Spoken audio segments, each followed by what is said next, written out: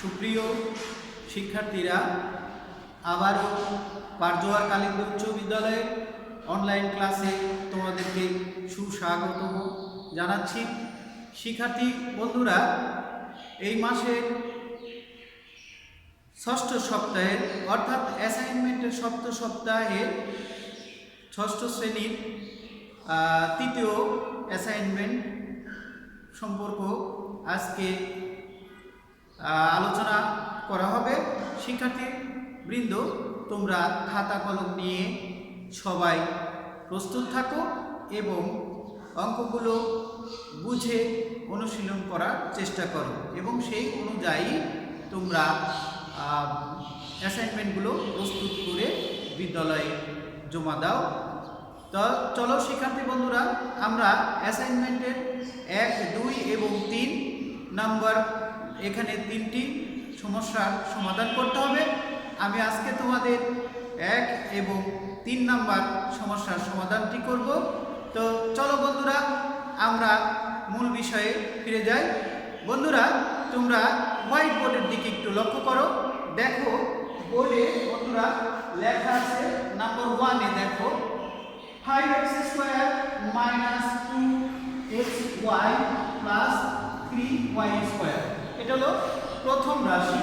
দ্বিতীয় রাশি দেখো x² - 3xy, এটা হলো দ্বিতীয় রাশি। এবং তৃতীয় রাশি আছে -x² - x² + 5xy। এই তিনটি বীজগণিতীয় রাশি। এই তিনটি বীজগণিতীয় রাশি থেকে আমাদের 3টি সমস্যার সমাধান করতে হবে। দেখো প্রথমে আসলো প্রথম রাশিটি পদ সংখ্যা কয়টি এবং কি কি।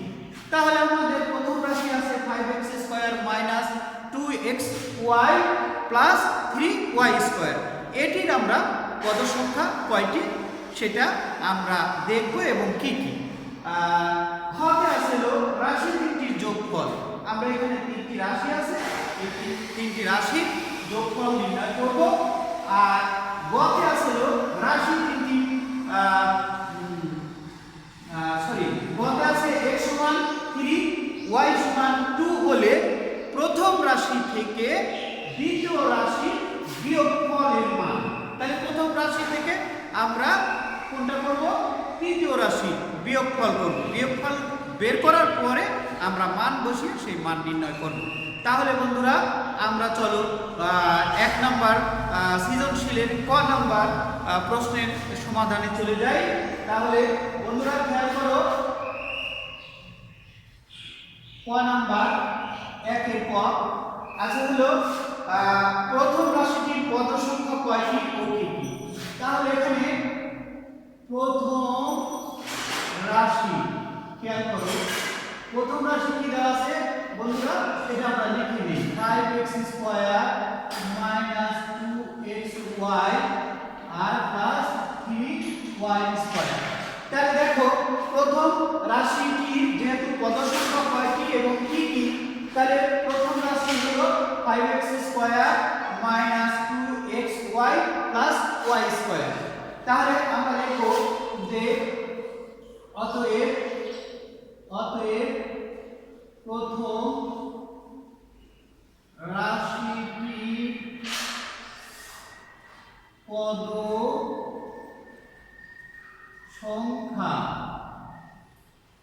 সংখ্যা সমান 3টি বা 3টি লিখতে পারো 3টি। তাহলে প্রথম রাশির পদ সংখ্যা 3টি। কিভাবে আমরা বুঝবো? দেখো যোগ এবং বিয়োগ চিহ্ন দ্বারা বিভাজিত থাকে, যদি ভিন্ন থাকে আলাদা করা হয়, সেটাই প্রত্যেকটা এক একটি আলাদা পদ। তাহলে প্রথম রাশির পদ দেখো +5x² - 2xy + 3y²। তাহলে আগে x আছে, তাহলে দেখো এটা বিভাজিত হচ্ছে, মাইনাস দিয়ে 5x² আর প্লাস দিয়ে দেখো 2y কে বিভাজিত করছে। তাহলে পদ সংখ্যা কয়টি হলো? 1, 2, 3, এই 3টি পদ সংখ্যা। তাহলে আমরা লিখি পদ সংখ্যা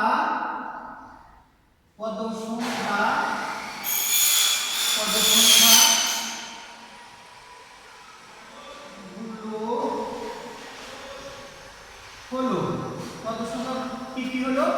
তাহলে 5x স্কয়ার 2xy আর একটা হলো 3y স্কয়ার। তাহলে আমাদের এটাই आंसर হবে বন্ধুরা। তাহলে তোমরা এখানে যথাও ব্যবহার করতে পারো যে তিনটি যথা পদ সংখ্যাগুলো হলো এভাবে লিখতে পারো। তাহলে আমাদের ক নাম্বার প্রশ্নের সমাধান হয়ে গেল বন্ধুরা।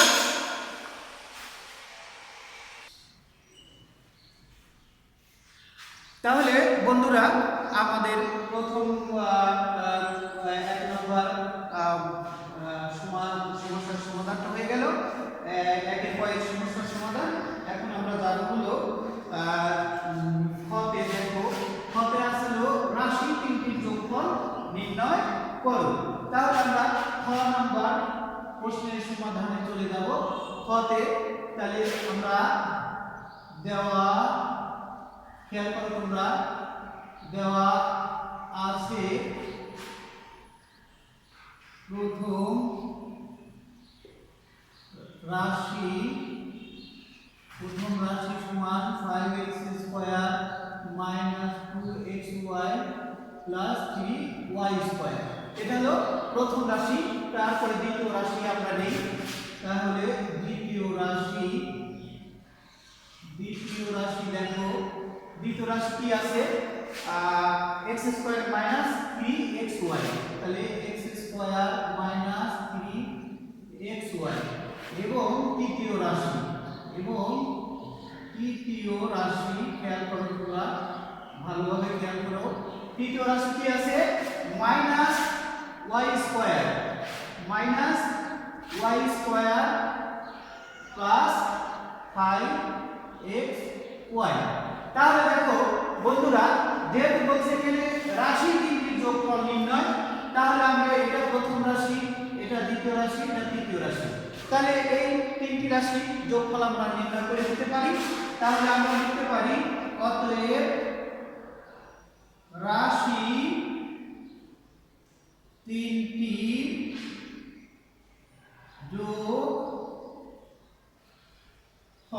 তাহলে রাশি তিনটির যোগফল আমরা প্রথম রাশি আমরা পাশাপাশি যোগ করে দেখাবো, অথবা তোমরা যদি ইচ্ছা করো নিচে নিচে দিয়েও যোগ করতে পারো। তাহলে পাশাপাশি দেখো, ফার্স্ট ব্র্যাকেট দিলাম 5x square minus 2xy plus 3y square প্রথম রাশি।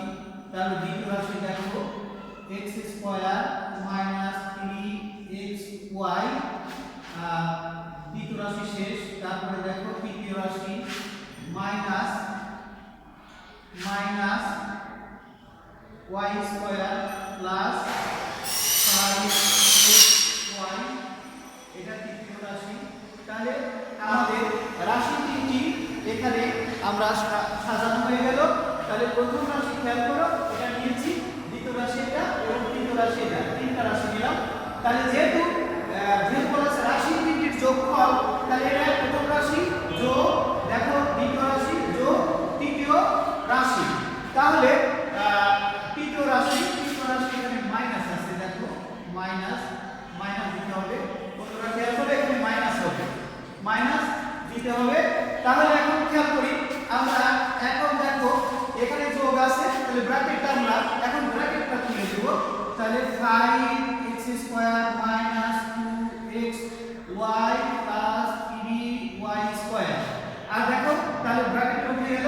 এখন ব্র্যাকেটের বাইরে প্লাস দিয়ে ব্র্যাকেটের ভিতরে চিহ্নগুলো পরিবর্তন করতে হলে চিহ্ন ব্র্যাকেটের ভিতরে ওই অপরিবর্তিতই থাকে। তাহলে আমরা plus x square minus 3xy আর প্লাসে মাইনাসে মাইনাস y স্কয়ার প্লাসে প্লাস 5xy।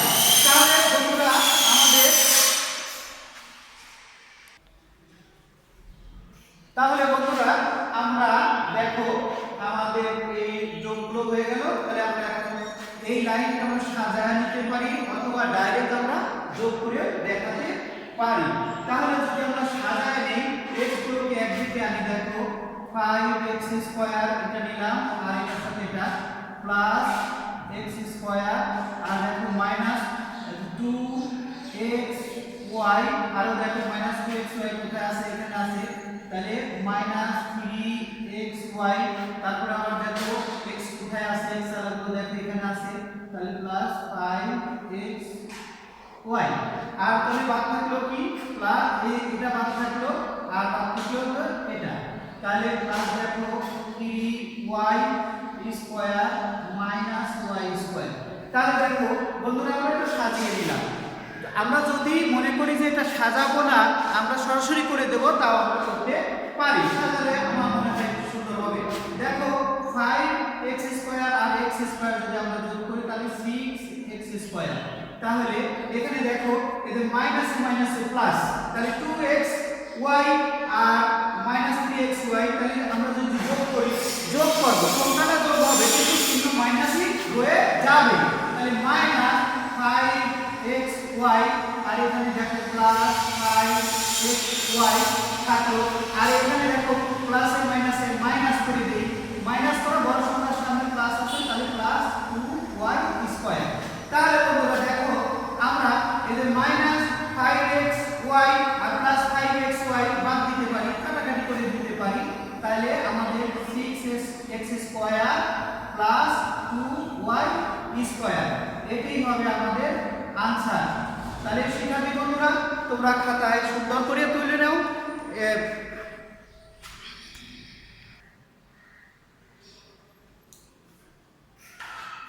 তো সুপ্রিয় শিক্ষার্থীবৃন্দ, চলো আমরা আবার গ নম্বরে একের সৃজনশীলের গ নম্বরে চলে যাই।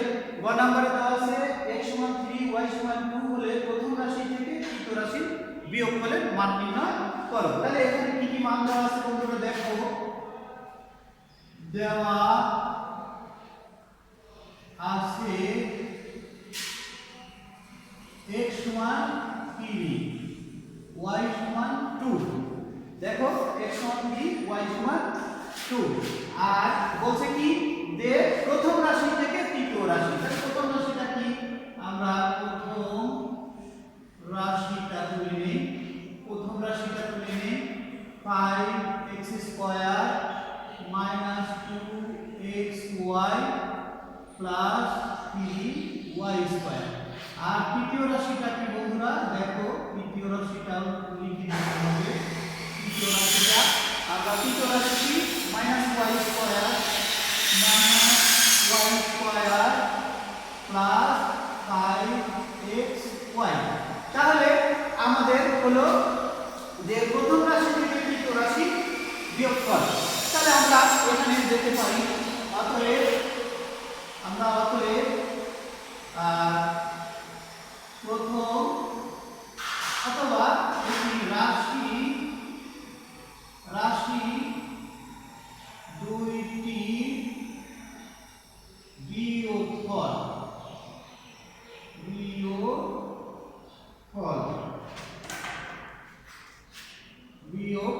তাহলে দেখো বন্ধুরা রাশি দুটি আমরা বিয়োগফল নির্ণয় করব। তাহলে 5x square minus 2xy plus 3y square, তাহলে বিয়োগফল। তাহলে এটা হলো প্রথম রাশি, আর এখন আমরা তৃতীয় রাশি দেব।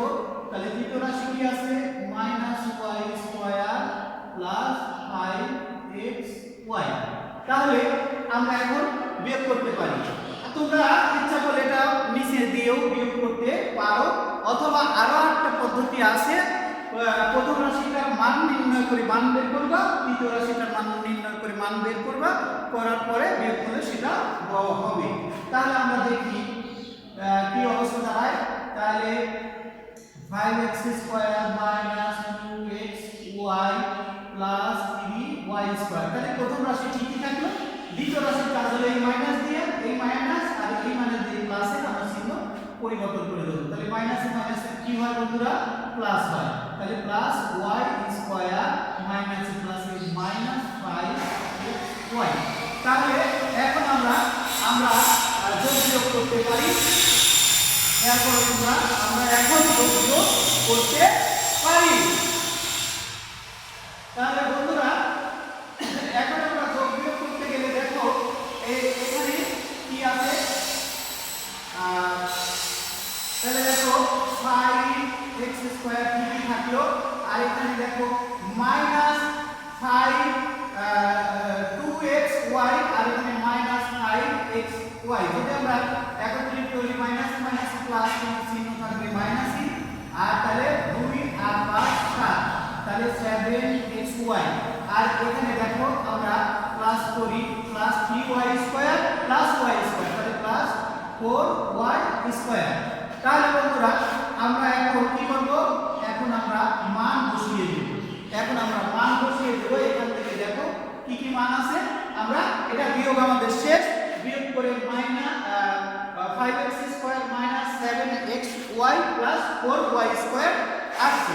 এখন আমরা মান বসিয়ে দিই দেখো বন্ধুরা, তাহলে 5 ইনটু x এর মান কত আছে 3 আছে, তাহলে 3 স্কয়ার মাইনাস স্কয়ার আছে যেহেতু স্কয়ার দিলাম, তাহলে 7 x এর মান কত আছে 3 আছে, x এর মান 3 দিলাম ইনটু y এর মান কত আছে y2 দিলাম, এখানে প্লাস দিলাম, তাহলে 4 দিলাম, y এর মান কত আছে 2 আছে, 2 তাহলে স্কয়ার আছে স্কয়ার। এখানে আমরা লিখব যে মান বসিয়ে অথবা x ও y এর মান বসিয়ে সেই কথা তোমরা লিখতে পারো।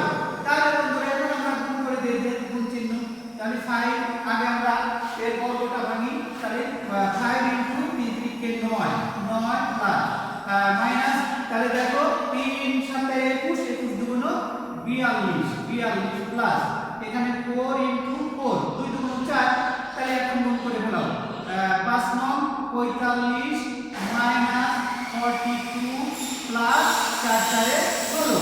তাহলে দেখো বন্ধুরা এই দেখো 45 আর হলো 16, তাহলে আমরা যোগ করে দেই, এই 6 আর 5 11 1 হাতে হলো 1 2 আর 4 6 61 মাইনাস 42।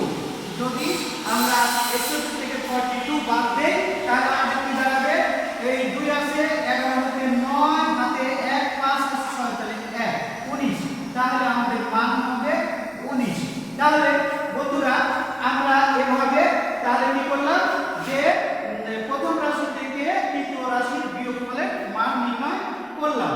আমরা মানটা নিয়েছি, প্রথম রাশি নিয়েছি, তৃতীয় রাশি নিয়েছি, রাশি দুটির বিয়োগফল আমরা বের করলাম, বিয়োগফল পর্যন্ত বের হলো, বের হওয়ার পরে আমরা সরাসরি এখানে মান বসিয়ে দিলাম।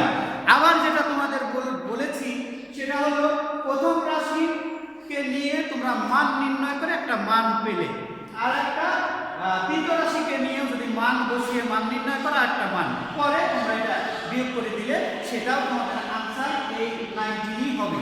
তাহলে সুপ্রিয় শিক্ষার্থীবৃন্দ 1 নম্বর প্রশ্নের সৃজনশীলের সমাধান শেষ হয়ে গেল ক খ গ। এখন আমরা পরবর্তীটায় যাব। তাহলে শিক্ষার্থীরা তোমরা লক্ষ্য করো আমাদের 3 নম্বর সমস্যার সমাধান। 2 নম্বর ছিল জ্যামিতি। জ্যামিতিটা কম্পাস এটা সাহায্যে পরে করে দেওয়া হতে পারে, অথবা তোমরা করে নিবে। এখন 3 নম্বরে যাচ্ছে, দেখো একজন শিক্ষার্থী 40 থেকে 60 পর্যন্ত সংখ্যাগুলোর মধ্যে একজন শিক্ষার্থীকে বলা হলো যে 40 থেকে 60 পর্যন্ত লেখো, কিন্তু সে লিখলো ঠিকই, লিখলো নিচে এইগুলো দেখো এখানে 13টি উপাত্ত রয়েছে, 13টি সংখ্যা রয়েছে 50 45 48 49 60 58 57 45 47 45 43 42 এই যে উপাত্তগুলো রয়েছে, এই উপাত্তের আলোকে ক নম্বরে বলা হয়েছে উপাত্তগুলোকে বিন্যস্ত করো। তাই এখন উপাত্তগুলো বিন্যস্ত করব, সাজাবো, অর্থাৎ ঊর্ধ্বক্রমে সাজাবো, আমরা ছোট থেকে বড়র দিকে সাজিয়ে নেব। আর তাতে বলা হয়েছে উপাত্তগুলো গড় নির্ণয়, সেখানে আমরা গড় নির্ণয় করব, সবগুলো উপাত্ত 13টি উপাত্ত আমরা যোগ করব, সমষ্টি করব, তাকে 13 দিয়ে ভাগ করলে আমাদের সমস্যার সমাধান হয়ে যাবে। তাই চলো বন্ধুরা আমরা 2 এর ক এর সমস্যার সমাধানে চলে যাই। 2 এর ক পেয়ে যাব। 2 এর ক তে বলা হয়েছে যে উপাত্তগুলোকে বিন্যস্ত করো।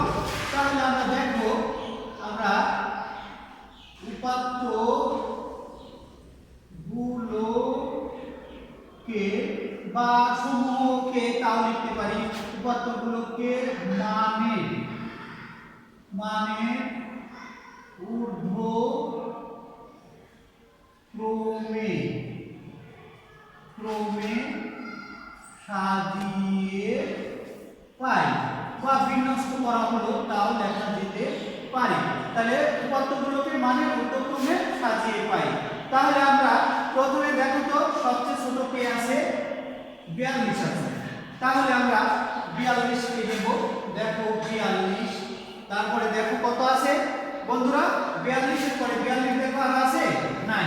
তাহলে আমরা 43 নেব। আমরা একটা চিহ্ন ব্যবহার করব, তাহলে আমাদের এই সমস্যা কোনো সংখ্যা ডবল বা এর বেশি আসবে না। 42 দেখো আর আছে নাই, 42 নাই। তারপরে দেখো তো 43, 43ও নাই।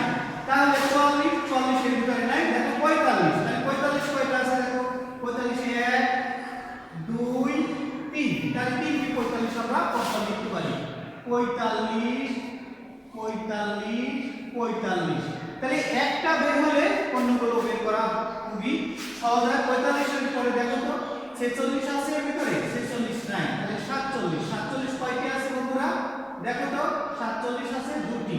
তাহলে আমরা 47 দেখি, দুটি 47, 47 47, তাহলে দুটি 47। তারপরে দেখো তো 47 এর পরে আমরা হলো 48, 48 দেখো তো কয়টি, 48 আছে হলো একটি 48, তাহলে 48 আছে একটি।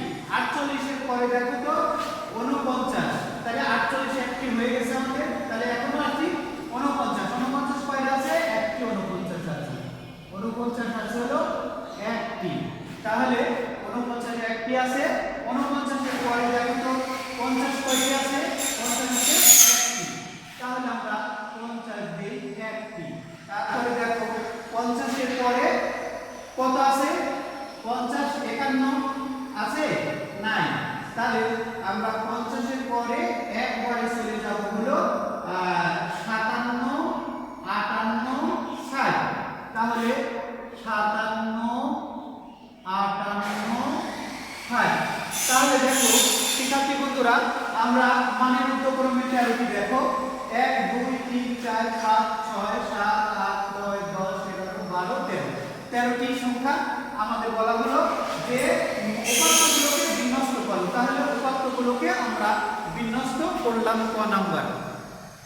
শিক্ষার্থী বৃন্দ, আমরা এখন খ নাম্বার সমস্যার সমাধানে যাই। 3 খ আমরা এখন করলাম গ। তাহলে 3 খতে বলা আছে উপাত্তগুলোর গড় নির্ণয় করো। তাহলে আমরা খতে লিখি প্রদত্ত উপাত্ত গুলোর সমষ্টি। তাহলে যে উপাত্তগুলো পাই সেগুলোর আমরা সমষ্টি নির্ণয় করতে পারি। বন্ধুরা, আমরা ক থেকে সাহায্য নিতে পারি। ক এ যে আমরা উপাত্তগুলো বিন্যস্ত করেছি, ঊর্ধ্বক্রমে সাজিয়েছি, সেখান থেকে আমরা সাহায্য নিতে পারি।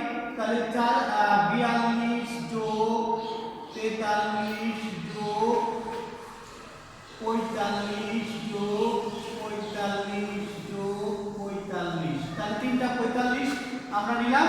এখন 47 দুটা, তাহলে 47 যোগ 47 যোগ 48 যোগ 49 আর যোগ 50 যোগ 57 যোগ 58 যোগ 60।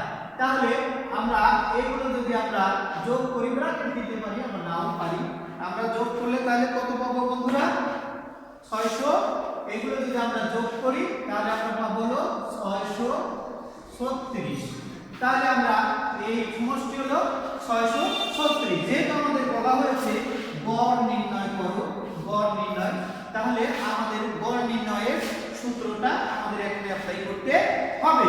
তাহলে আমরা লিখি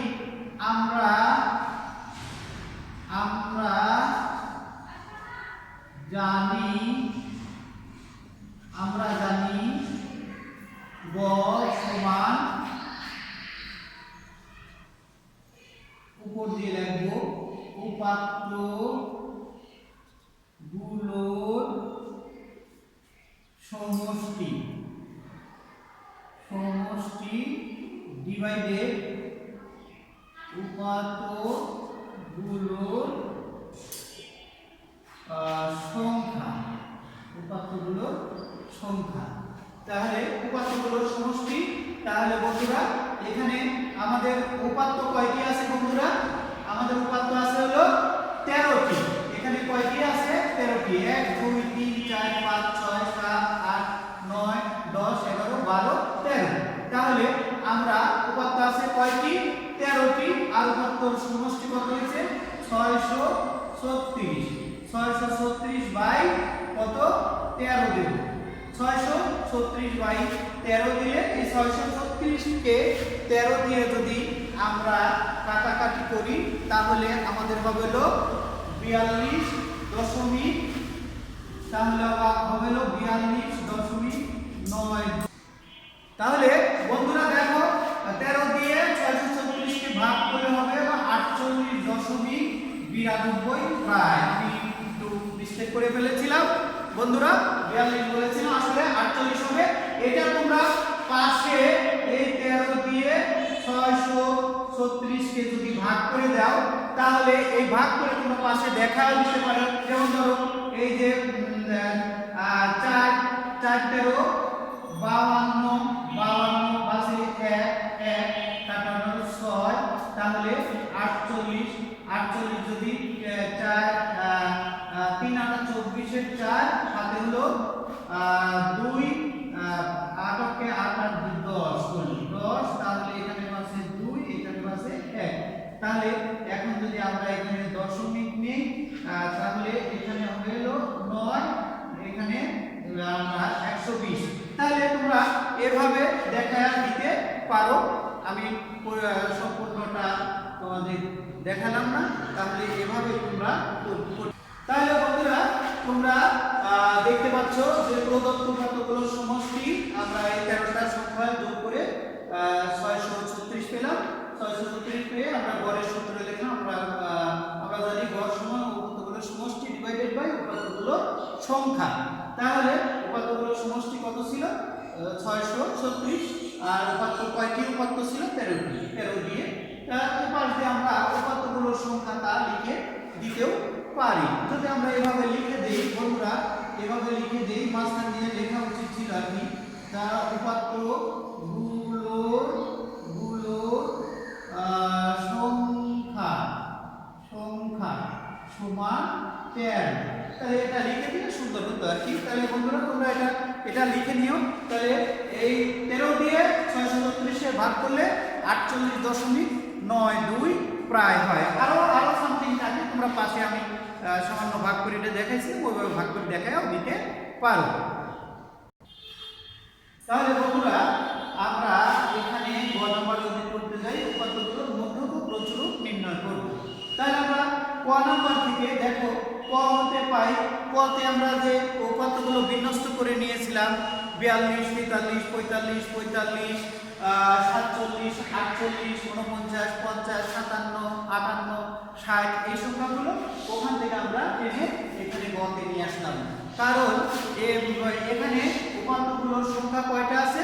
13। তাহলে আমরা কয়টা আছে বন্ধুরা? 13। তাহলে আমরা লিখি যে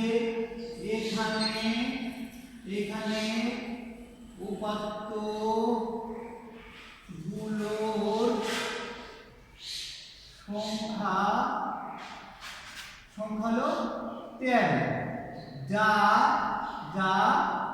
বিজোড় সংখ্যা।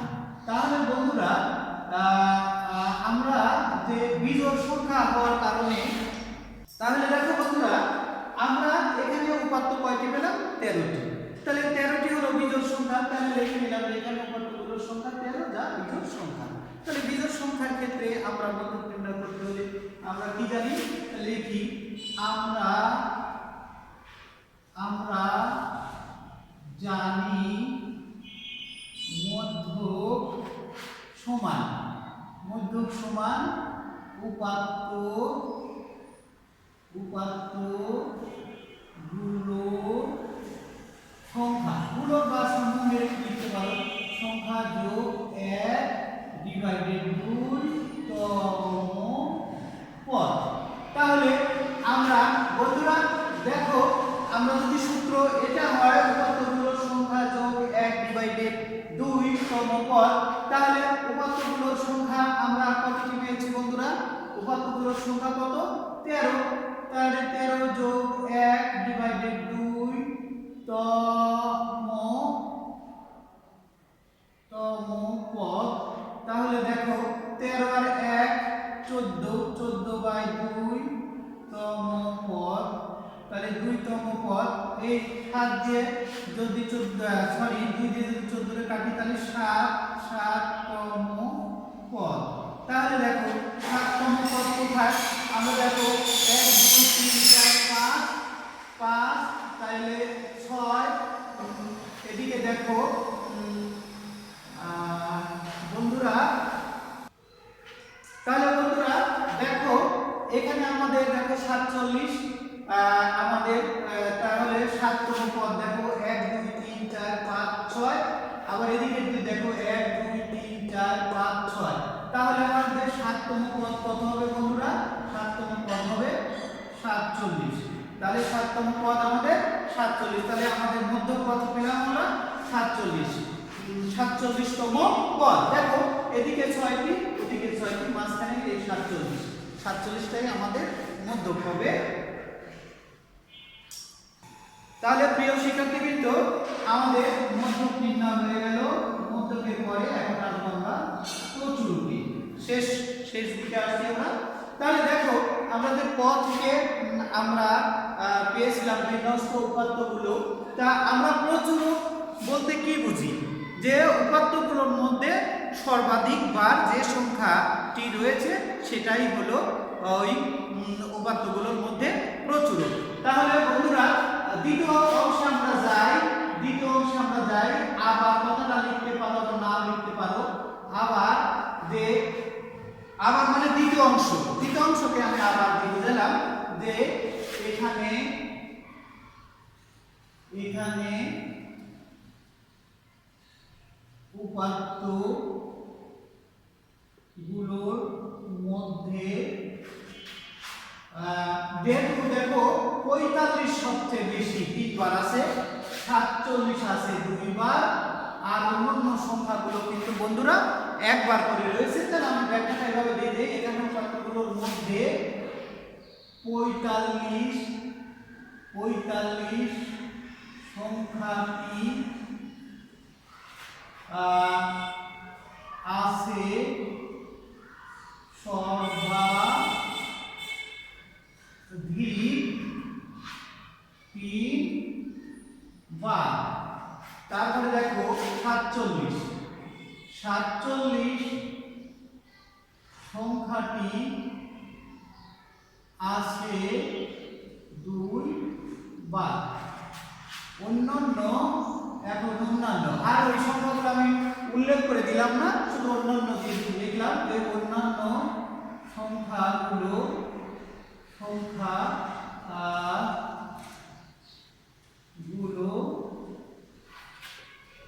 আছে একবার।